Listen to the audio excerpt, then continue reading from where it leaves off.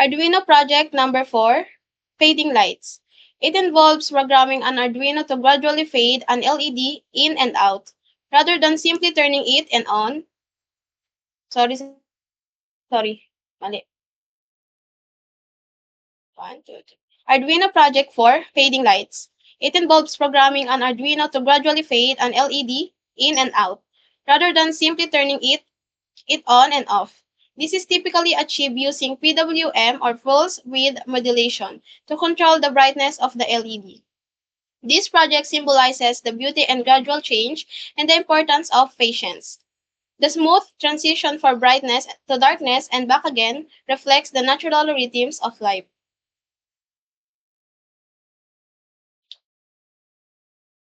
List of materials and the compatible model Arduino Uno Mini LED. 1 piece green LED. Resistor 1 piece of 220 and 2 pieces jumper wires, male-to-male jumper wires for connection. Breadboard.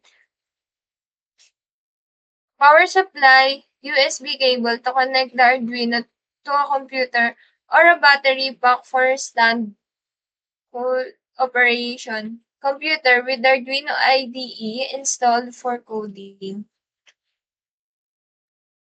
So, good day everyone.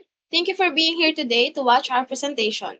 So first, I would like to introduce my groups. I'm Junella Borja, and I'm also with Rear Jobelin, Manti Dave, and Rebagoda Joshua. So we are the Group 2 Technovation. So without further ado, let's dive headfirst into our presentation.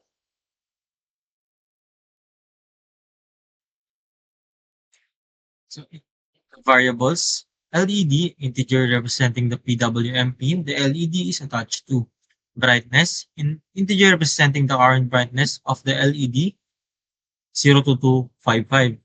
Fade amount, integer representing the amount by which the brightness is changed each iteration. Setup function, sets the LED pin as an output. Loop function, sets the brightness, uses an analog LED brightness to set the brightness of the LED based on the current brightness value. Changes the brightness, increment or decrements the brightness value by fade amount to control the fading effect. Reverse direction, check if the brightness value has reached its minimum or maximum.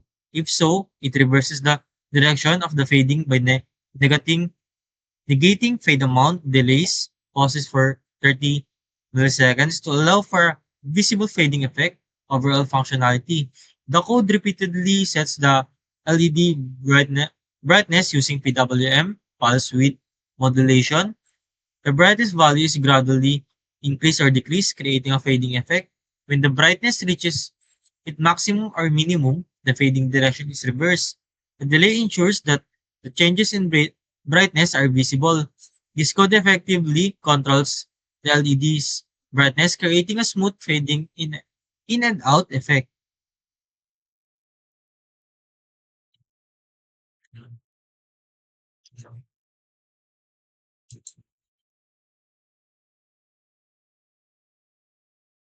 For fading light, nilagay ko yung ground sa negative. And for positive, nilagay ko naman yung resistor. 4 pins, 10 pins, and the last connection of resistor. And I count the fading light brightness for 3 seconds for the low 3 seconds for the fading. Reference www.arduino.cc. For credits to CutCap, we use as a video editing tool. For PPT, we use Microsoft PowerPoint. For videographer, credits to Miss Jasmine Padilla.